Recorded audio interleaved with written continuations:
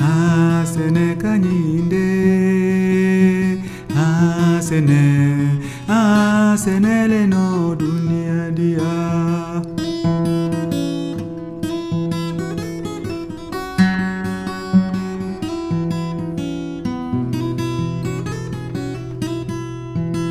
Nikera bana de kana folo chama soro ni madumu nikei na do senele no dunia dia. Asene kanyine, asene senele no dunia dia.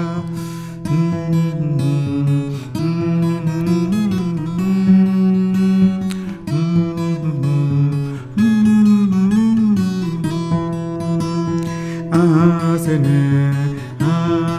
kanyinde, asene no dunia dia. Premier hiver là, avec mon cousin là, en question, on avait froid. Moi j'avais froid, voilà, on voulait acheter des pulls. Voilà, comme là, des pulls, donc on voulait acheter des pulls, on est allé voir mon oncle pour lui demander. Il n'a pas accepté. Il a dit que non, il faut se serrer la ceinture, il faut se tendre, comme on dit, maintenant. Quand je finis de payer les crédits, les machins, tout ça, je pourrais voilà, commencer à... Mais pour le moment, ce n'est pas le cas, je viens juste d'arriver. Bon. Et alors, à la fin du mois, quand on a eu nos payes, bon, on a eu l'idée de falsifier un peu, de mentir un peu, quoi, dire qu'on n'a pas touché beaucoup parce qu'il y a eu machin et tout. Mais bon, c'est pas passé avec mon oncle, quoi. Lui, il était très dur, quoi, mon oncle. Il est venu un jour nous trouver dans la chambre, là, il nous a corrigé, quoi. Mon cousin, il s'est barré, lui, mais moi, il m'a tabassé un peu, là. Je me rappelle, mon cousin, il a ouvert la fenêtre, il a sauté par la fenêtre, même il était au rez-de-chaussée, hein.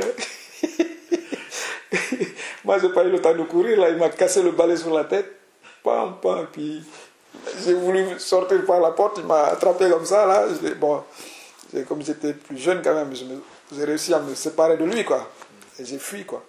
Il a pris la valise, il a mis tous les vêtements dedans, il les a ramassés, il est allé dans le foyer de Drancy, là.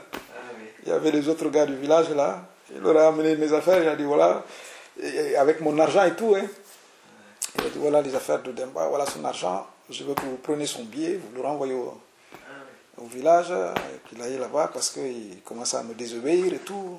Il avait décidé qu'il ne me parlait plus. Et il a écrit au pays pour dire ce qui s'est passé. Mon père, ça ne lui a pas plu. Mon père m'a écrit, tout le monde m'a écrit, son autre frère, ma maman, qui ne sont pas contents de ce qu'ils ont entendu. Donc c'est parti, quoi. Tout le monde en a parlé de partout, quoi. Voilà, Demba, il est comme ça, comme ça. Alors je lui ai dit que je voulais quitter le foyer, parce que mon oncle ne me parlait plus, c'était tout juste il me parlait. Bon, je ne pouvais pas supporter, je ne pouvais pas être avec lui dans le même foyer, on ne se parle pas. J'ai décidé de me prendre en charge. J'avais décidé que je n'avais pas besoin de quelqu'un pour être droit, quoi. Je lui ai dit, je veux réussir tout seul. Si je dois réussir quelque chose, je le réussir tout seul, quoi.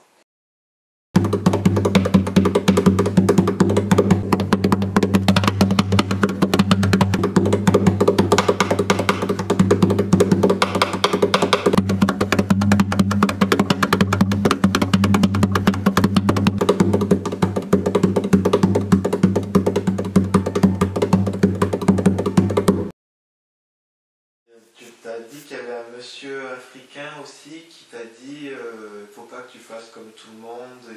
Ah oui, tonton Ablaye ici. Ouais. Donc un jour il m'a appelé, quoi. Il m'a dit ne fais pas comme tous les immigrés là, rester dans faire le manœuvre toute leur vie là. Donc c'est là il me parle de l'AFPA. Donc il m'a dit oui, on peut faire, il y a des formations pour les adultes, tu es payé. Je suis allé là-bas, l'Agence nationale d'emploi du 12e arrondissement. Donc j'ai dit, je vais faire menuisier. Je me dis, ah, menuisier, c'est compliqué, machin, il faut savoir dessiner, il faut faire des dessins compliqués et tout. Pourquoi vous ne faites pas maçonnerie et tout? Je me suis dit, maçon, oui, ça peut travailler partout. Donc je me suis inscrit. Ils m'ont inscrit, quoi. Je me dis, voilà, quand il y aura une place, on va vous appeler. Je ne savais pas sur quoi ça allait aboutir, tout ça. Ça faisait même pas un an que j'étais en France. Tu vois, je ne savais pas trop comment... Bon, voilà. Ils sont maçons, peintres, manœuvres, ouvriers spécialisés, une manœuvre bon marché, docile, que l'on embauche ou licencie selon les besoins, au jour le jour. On va probablement lancer l'autre chantier là, à Galicien. Je vais l'appeler l'architecte et puis bon, aujourd'hui je n'ai pas le temps encore parce que je viens te voir après je vais te faire Arugai Seilam, Arugai Seilam, mi wari de mami ni no maba, mi ma mi welto saudi mi ewe.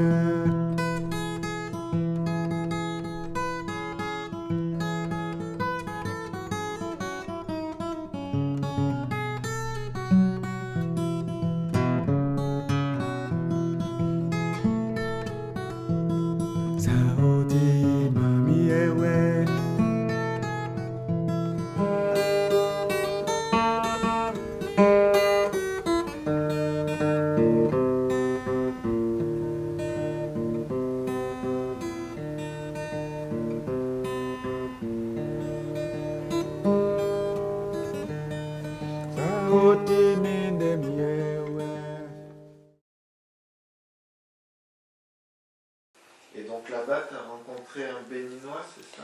Oui, Fanou Simon. Ouais. Lui, il lisait plutôt voilà, les frères de Soledad, les idées d'Angela Davis, les trucs de Kwame Nkrumah, voilà, il lisait des trucs comme ça. Puis bon, moi, je n'étais pas du tout dans ces types de mouvements, quoi, parce que j'arrivais, moi, je suis parti à la INA, je suis venu direct à Dakar, je suis venu direct ici, quoi. Donc, j'étais dans un autre monde. À la INA, c'était voilà, l'agriculture, les champs, les machins, tout ça, voilà, ça s'arrête là, quoi. Le reste du monde extérieur, c'était étranger, quoi, on ne connaissait pas. Et donc, c'est tout au début, donc on sympathise. Et donc, Fanou est venu un soir donc, dans ma chambre. Bon, j'étais assis en train de feuilleter ce best là, regarder, rêver sur les... J'avais 20 ans, hein. Cet âge-là, tu rêves, quoi. C'est bien d'ailleurs que cet âge-là, on rêve. Et donc, Fanou me dit, oh, il était presque en colère, quoi. Quand tu dis ça et tout ça, comme moi maintenant, quand je vois les jeunes là, je dis, mais qu'est-ce que vous foutez là, aller en Afrique, tu vois? C'est là-bas qu'il y a l'avenir, il y a du travail, il y a tout à faire, ici il n'y a plus rien à faire, quoi. Donc il me dit, ouais, il ne faut pas dire ça, tout ça. Et puis lui, il avait un petit bouquin sur l'autobiographie de Angela Davis. Il m'a posé ça, il m'a dit, voilà, c'est ce qu'il faut lire, tout ça. Et moi, je sautais dessus, quoi. Je lui ai dit, ah, tu me le passes et tout. Je lui ai dit, je ne sais pas lire, mais j'avais envie, quoi. Je lui ai dit, je ne sais pas lire. Il me dit, comment ça, tu ne sais pas lire, tout ça? Il m'a dit, ça, je lui ai dit, non, je ne lis pas, je regarde, quoi. Je regarde les images et tout ça. Alors, il m'explique comment il faut faire. Parce qu'en fait, je pouvais lire, mais je ne connaissais pas la signification des mots. Il me dit, quand tu lis un truc, si tu ne comprends pas, il m'a montré comment il fallait le chercher dans le dictionnaire, qu'il explique. Mais je passais mon temps plus à lire le dictionnaire que... Parce que quand je voyais un truc, j'allais chercher la signification. La signification, je ne connaissais pas encore. J'allais chercher la signification de la signification. Bon, ça m'a aidé comme ça. Tu vois?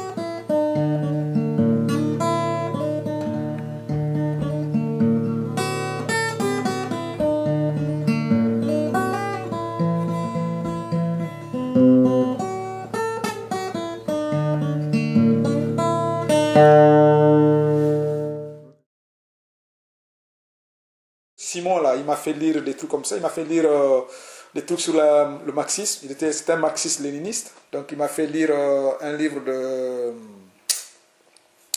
Comment ça? Georges Poltier, Les principes élémentaires de la philosophie. J'ai lu ça. Ça m'a beaucoup... Enfin, j'étais vachement branché là-dedans, quoi.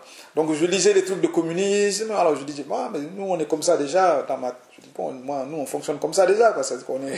On partage tout, voilà, il n'y a pas de propriété individuelle, quoi. Quelqu'un ne peut pas s'enrichir sur le dos des autres. Donc, je disais, nous, on est communistes, mais bon, je lisais quand même, quoi. Hein. Mais c'était surtout que ça développe une logique, quoi, une certaine logique de critique, l'esprit autocritique, tu vois. Ne pas tout accepter comme ça, quoi, bêtement. Bien sûr, j'étais musulman, hein, enfin, étant né père, mère musulman. Hein. Sur le plan mental, ça pose quand même un problème parce que tu as vécu dans un milieu musulman, les tantes sont mariées à des grands marabouts. Pour moi, l'islam faisait partie de ma culture, quoi. Inconsciemment comme ça. Parce que, bon. Et puis j'ai commencé à me poser la question sur l'existence de Dieu. Je dis, mais attends, Dieu, il peut pas dire qu'il n'y a que les musulmans qui sont sur la voie juste et les autres ne sont pas sur une mauvaise voie. Donc il y avait toutes les contradictions donc, de l'islam, enfin en tout cas de l'islam, oui, pour moi en tout cas, parce que je ne connaissais pas les autres religions. Donc j'ai commencé à m'interroger sur quelle voie je dois suivre, quoi. Parce que tu ne peux pas être dans l'être humain, tu ne peux pas être dans le flou comme ça, là. À un moment donné, il faut que tu te mets dans un camp, quoi. Tu te mets sur une voie. Tu vois. Dans l'islam, on dit qu'il faut plus Dieu, et Dieu est au-dessus de tout, quoi. Mais d'où dans notre tradition, on dit tu dois vénérer ton père et ta mère, c'est au-dessus de tout, quoi. Dans la tradition bambara, ton père et ta mère sont au-dessus de tout. C'est eux qui t'ont mis au monde, tu leur dois tout le respect. Donc s'ils sont croyants, tu dois respecter leurs croyances, tu vois. J'étais partagé entre abandonner cette truc, ne plus croire à l'islam, quoi. Mais ne plus croire à l'islam, c'est de ne plus être d'accord avec ma famille. Donc c'était ça l'obstacle pour moi. C'était plus ça l'obstacle que de dire Dieu va me punir, quoi. Je me suis posé plusieurs questions comme ça. Est-ce que ton père compte beaucoup pour toi? Oui. Beaucoup. Ta mère compte beaucoup pour toi? Oui. Donc tu les respectes? Oui. Et est-ce que tu vas les oublier un jour? Non. Est-ce que tu sais ce qui c'est le mal vis-à-vis de quelqu'un, faire du mal à quelqu'un, faire du bien à quelqu'un? Voilà, je me suis posé tas de choses. Si moi-même je sais ça, quoi. Est-ce que je suis capable de... Si je fais une connerie, de dire Demba, tu es en train de faire une connerie, là, de me le dire à moi-même. Parce que c'est moi qui dois me dire, ça c'est pas juste, ça c'est pas juste. Il ne faut pas que je le fasse parce que j'ai peur de Dieu, ou parce que j'ai peur de mon père, ou parce que j'ai peur de ma mère. En bamana, on dit, Keyere Mae, sois bien selon toi-même, voilà. Et bien, à partir du moment où j'ai pris cette décision, c'est comme si quelqu'un qui avait une grosse charge comme ça, il ne pouvait plus, tu le lui enlèves, tu le poses, quoi. Et bien, ça m'a libéré, quoi, voilà. On va dire comme ça, à quelque part. Ça m'a libéré jusqu'à un certain degré, on n'est jamais totalement libre dans la vie, jamais.